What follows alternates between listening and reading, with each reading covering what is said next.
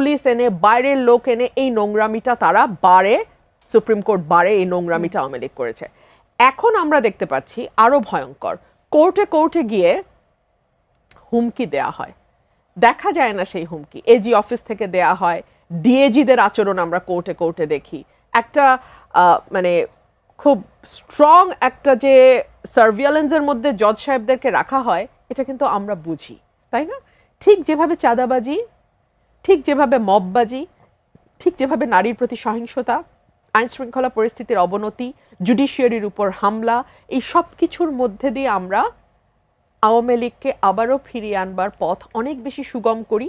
একইভাবে মুক্তিযুদ্ধকে যখন আমরা 24-এর সঙ্গে মুখোমুখি করি, আবারও আমরা সেই আওয়ামী লীগকে অনেক বেশি শক্তিশালী করে দেই এবং আমরা প্রাসঙ্গিক এবং আমরা আবারও আমাদের অ্যাক্টিভিটিসের মধ্য দিয়ে সেই শেখ হাসিনা যেটা বলতেন যে আওয়ামী লীগের হাতেই মুক্তিযুদ্ধ নিরাপদ, এর বাইরে আর কারো হাতে না, সেটাকেই কিন্তু আমরা স্টাবলিশ করি। এখন এই কথাগুলো যেমন দুদিন আগে খালেদ মহিউদ্দিন আমাকে তার একটা শোতে বলছিলেন যে আমি গুপ্ত আওয়ামী লীগ কিনা, এটা দেখলাম খুব ভাইরাল হয়েছে। ভাই, আমি গুপ্ত সুপ্ত কিছুই না, আমি খুবই প্রকাশ্য সাদাকে সাদা কালোকে কালো বলা মানুষ। হ্যাঁ, এই যে আমি কথাগুলো বললাম, একটাও কিন্তু আওয়ামী লীগকে স্ট্রেংথেন করবে না, কিন্তু আপনার অ্যাক্টিভিটিস, হ্যাঁ, আপনি আজকে জামাতের ছত্রছায়ায় বা বিএনপির ছত্রছায়ায় বা সরকারি দলের ছত্রছায়ায় বসে আপনি যে আকাম কুকাম কুকর্মগুলো করে দেশের মানুষের নাভিশ্বাস উঠায় ফেলতেছেন, এগুলা কিন্তু আওয়ামী লীগের পথ সুগম করবে। সো যদি আওয়ামী লীগকে আসার পথ কেউ করে দেয়, সেটা আপনারা। আর যদিও আমি ব্যক্তিগতভাবে কোনো রাজনৈতিক দল কাগজে কলমে নিষিদ্ধের পক্ষে না, এটা আমি জামাত নিষিদ্ধের সময় থেকে বলে আসতেছি। মানে তখন কিন্তু আমাকে বলা হয়তো আমি আইএসআই, তখন বলা হয়তো আমি জামাত শিবির, তখন বলা হয়তো আমি রাজাকার, এক্সেট্রা এক্সেট্রা এক্সেট্রা। এখন আবার পুরা পাশার দান ঘুরে গেছে, এখন আমি হয়ে গেছি শেখ রুমিন, এখন আমি হয়ে গেছি ফ্যাসিস্ট। মানে ইটস আ হিলারিয়াস কান্ট্রি। এই দেশে মানুষের কোনো মানে একটু চিন্তা করেন ভাই, একটা কথা বলবেন, দুটো মিনিট চিন্তা করেন। এখন যদি বিএনপি থেকে এমন বলা হয় যে আপনি আবার দলে ফিরবেন কিনা, আপনি কি ফিরবেন? ফিরলে তো আমি অন্য স্বতন্ত্ররা যখন চিঠি দিয়েছে আমি চিঠি দিতাম, আমার যদি ফেরার ইচ্ছা থাকতো আমি চিঠি দিতাম। সো ফিরবার আর আমার মনে হয় না কোনো কারণ আছে। আচ্ছা, দেলোয়ার হোসেন সাহেব যে কথাটি বলছিলেন নতুন বাংলাদেশ, আমি সপ্তাহে 3 দিন গ্রামে থাকি, এইবার আরো লম্বা সময় 5 দিন ছিলাম। যাদের বাসায় আইপিএস নাই তারা কিন্তু বুঝতে পারে লোডশেডিং কাহাকে বলে, কত প্রকার ও কি কি। 10 থেকে 12 ঘন্টা, সামটাইমস ইভেন মোর কারেন্ট থাকে না, এবং বলা হয় যে তার ছিঁড়ে গেছে। মানে আশুগঞ্জের, মানে আমি আমার এলাকায় বলছি, বিদ্যুৎ কেন্দ্রের কোনো সমস্যা হয়েছে, এক্সেট্রা এক্সেট্রা। কিন্তু দ্য ফ্যাক্ট রিমেইনস 12 থেকে 14 ঘন্টা, 10 থেকে 12 ঘন্টা বিদ্যুৎ থাকে না, লোডশেডিং। জি। 2 হচ্ছে ফ্যাক্ট রিমেইনস মানুষের 2 গুণ 3 গুণ 4 গুণ পর্যন্ত বিদ্যুৎ বিল গত 2 মাসে বেশি এসছে। এখন পর্যন্ত সরকারের তরফে আমরা কোনো জবাব শুনি নাই। ফ্যাক্ট রিমেইনস 2001 থেকে 2006 যিনি বিদ্যুৎ প্রতিমন্ত্রী ছিলেন এবং যার কারণে সরকারকে ভয়াবহ ইমেজ সংকটে পড়তে হয়েছে, সেই মন্ত্রী ইকবাল হাসান মাহমুদ টুকুকে এখন ফুল মিনিস্ট্রি দেওয়া হয়েছে। ফ্যাক্ট রিমেইনস এই মন্ত্রী জ্বালানি তেল যখন ভয়াবহ সংকট চলছে, এই লোক প্রতিদিন সংসদে দাঁড়ায় বলছে কোনো সংকট নাই জ্বালানি তেলের। এই লোক প্রতিদিন সংসদে দাঁড়ায় বলছে আমাদের উদ্বৃত্ত তেল আছে। এই লোক প্রতিদিন বলেছে জ্বালানির দাম বাড়বে না। এরপরে যখন ঠিকই 125 টাকার অকটেন 145 টাকা হলো, অমনি আমরা দেখলাম লাইন গায়েব হয়ে গেল। এই লোক যখন ফুল মিনিস্টার, তখন একবার যেমন জ্বালানি তেলের সংকট হলো, এরপর আরম্ভ হলো গ্যাসের সংকট। এবং এমনই গ্যাসের সংকট যে গত 15-20 দিন কোনো চুলা জ্বলে নাই। আমি ঢাকার এলিফ্যান্ট রোডে থাকি, 15 দিন কোনো চুলা জ্বলে না। আমি মাটির চুলায় রান্না করেছি এবং এরপর আমি সিলিন্ডার খেয়েছি, কারণ আমার বাসা পুরনো বাসা, এখানে গ্যাস লাইন আছে। এই গ্যাস লাইনে তো গ্যাস ছিলই না, আমাকে সিলিন্ডারের গ্যাস ইউজ করে চলতে হচ্ছে। রিসেন্ট 2-3 দিন হলো গ্যাস এসছে এবং সরকার বলেছে যে একটি সমস্যা হয়েছে, আপনি জানেন। অ্যাবসলিউটলি। কিন্তু আমার প্রশ্ন হলো, সমস্যা গ্যাস বিদ্যুৎ এগুলো হচ্ছে মানে একেবারে ভয়াবহ প্রয়োজন। মানে আমি আমার বাসার প্রয়োজনের কথা বলছি না, যেই ফ্যাক্টরিটা বন্ধ হয়ে গেল, যেই ফ্যাক্টরি থেকে 500 সামথিং লোক ছাঁটাই হয়ে গেল, এই খবরও তো আপনারা নিশ্চয়ই দেখেছেন যে কিছু কারখানা লোক ছাঁটাই করে দিয়েছে, কারণ তাদের প্রতি সেকেন্ডে উৎপাদন ব্যাহত হচ্ছে। এই মন্ত্রীর কারণে 1 থেকে 6 সরকার ডুবেছিল।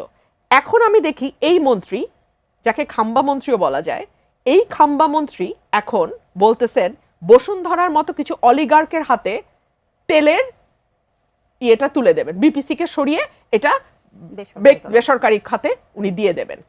উনি সামলাতে পারবেন?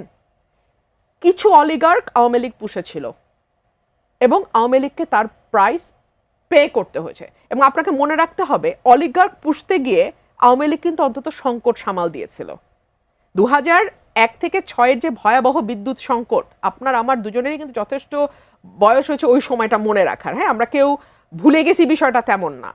সো এই 1 থেকে 6 যে ভয়াবহ সংকট তৈরি হচ্ছিল, আমরা তো দেখলাম যে 8 হাসিনা ক্ষমতায় আসার পরে কুইক রেন্টালের মাধ্যমে, হ্যাঁ বিদ্যুৎ বিল অনেক বেশি আসছে, কিন্তু অ্যাটলিস্ট ওই লোডশেডিং থেকে মানুষ বাঁচছিল। সরকারের আজকে যদি আমি বলি, এই যে কুইক রেন্টালের হাজার হাজার কোটি টাকা আমাদের গচ্চা, এটার পিছনে তো এর আগের সরকারের ব্যর্থতা দায়ী।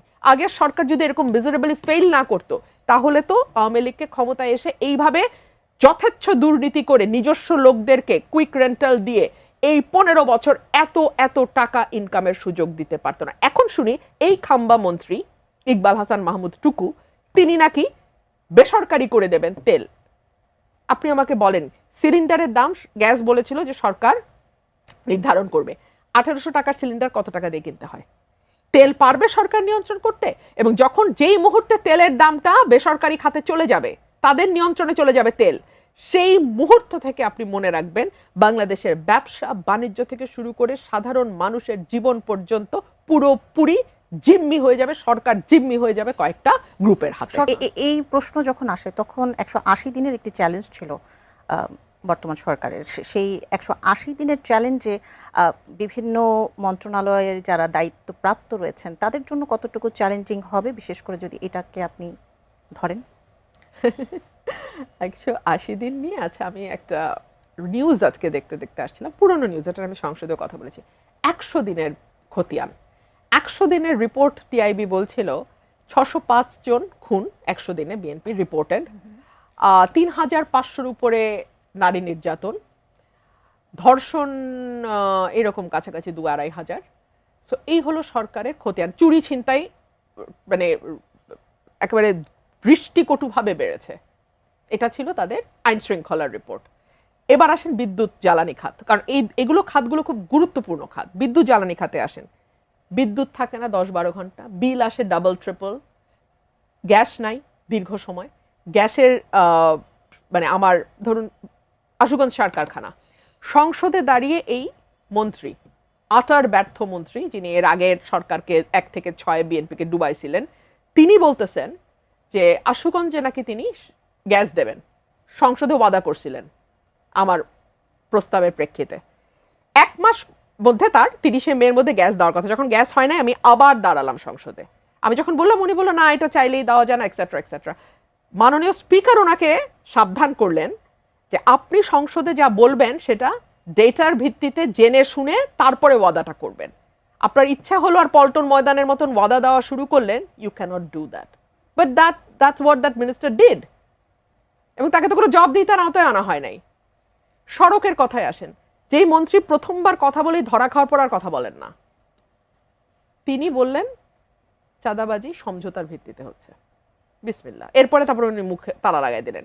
কিন্তু 2টা ঈদে তার পারফরমেন্স দেখেন, ফ্যামিলি কার্ড দেয়া হচ্ছে বিএনপির নেতা কর্মী, আত্মীয় পরিজন, বন্ধু বান্ধব, কাজের লোক, সবাইকে। বিরোধী দলের যেই জায়গাগুলো, সেই জায়গায় টিআর কাবিখাত বরাদ্দ থেকে শুরু করে উন্নয়ন প্রকল্প বরাদ্দ বন্ধ, টোটালি বন্ধ। এবং যেই জায়গাগুলোতে সরকারি দলের এমপি নাই, সেখানে ওনাদের প্রাইভেট কি বলে ওই সংরক্ষিত মহিলা এমপিদের দিয়ে ওনারা মাতব্বরি করাচ্ছেন। এইটুকু সেন্স নাই যে একটা ইলেক্টেড এমপি আর একটা সিলেক্টেড এমপির মধ্যে দিস গালফ অফ ডিফারেন্স। আমার মনে হয় না যে এই সরকার আসলে যে 10 বছরের পরিকল্পনা বলে 10 মাস কিভাবে কি করবে আমি জানি না। আপনি জানেন যে শেখ হাসিনার প্রসঙ্গটি, ক্ষমতাচ্যুত প্রধানমন্ত্রী আমি যদি বলি, তিনি ডিসেম্বরে দেশে ফিরবেন। কেউ মনে করছেন এটি আওয়ামী লীগের নেতাকর্মীদের মনোবল ধরে রাখার কৌশল, কেউ বলছেন রাজনীতিতে প্রাসঙ্গিকতা রাখার একটি কৌশল। আপনার কাছে কোন ব্যাখ্যাটি বেশি বিশ্বাসযোগ্য? তিনি কি সত্যি ফেরার প্রস্তুতি নিচ্ছেন? দেখেন উনি ফিরবে কি ফিরবে না, আমি ওনার দলও করি না, ওনার সিদ্ধান্ত আমি জানিও না, আমি একদম জানি না। আমি শুধু এটুকু চিন্তা করি একটা রিজনেবল পার্সন ওনার জায়গায় যদি কেউ থাকতো, যার পরিবারের লেগেসি আছে পলিটিক্যাল, যার হিস্ট্রি আছে পুরো পরিবারকে হারানোর, যার সরকারি সার্ভ করবার এবং বিরোধী দলে সার্ভ করবার লং হিস্ট্রি আছে, যিনি 36 বছর না কবে 81 থেকে শুরু করে 26 অনওয়ার্ডস 46 বছর আওয়ামী লীগের সভাপতির দায়িত্বে যিনি আছেন, এত বড় একটা রাজনৈতিক দল, এবং যার পরিবার কেবলমাত্র 2 সন্তান নয়, যার পরিবার আওয়ামী লীগের গোটা পরিবার। সো তাকে যদি মানে তার এই হিস্ট্রিটাকে জারি মানে তার এই যে এই 46 বছরের যাত্রা এবং তার আগে তার পরিবারের যে যাত্রা, এটাকে যদি ধরে রাখতে হয় তাহলে তাকে ফিরতে হবে, সিম্পল। কারণ আজকে যদি উনি অন্য কোনো দেশে মারা যান, that will be the end of her politics, that will be the end of the parties politics. So এইটা খুব ভয়ানক যে তার বাবার রাজনৈতিক দল, তার রাজনৈতিক দল, তার এই রাজনৈতিক দলটার পেছনে দীর্ঘদিনের এই পরিশ্রম, দণ্ড মাথায় নিয়ে তিনি আসবেন। আমার ইকুয়েশন তাই বলে। আচ্ছা, সেখানে যদি আপনি যদি নীতি নির্ধারকের জায়গায় থাকতেন এবং ডিসেম্বরে যদি তিনি সত্যি ফিরে আসতেন, আপনার কৌশল কি হতো? আপনার প্রথম অগ্রাধিকার কি হতো তাকে নিয়ে? Law will follow its own course, absolutely তাই। ওনাকে আইনের মুখোমুখি হতে হবে, ওনাকে বিচার ফেস করতে হবে, ওনাকে বিচারের মাধ্যমেই ওনাকে যেতে হবে, এর বাইরে আর দ্বিতীয় কোনো রাস্তা নাই।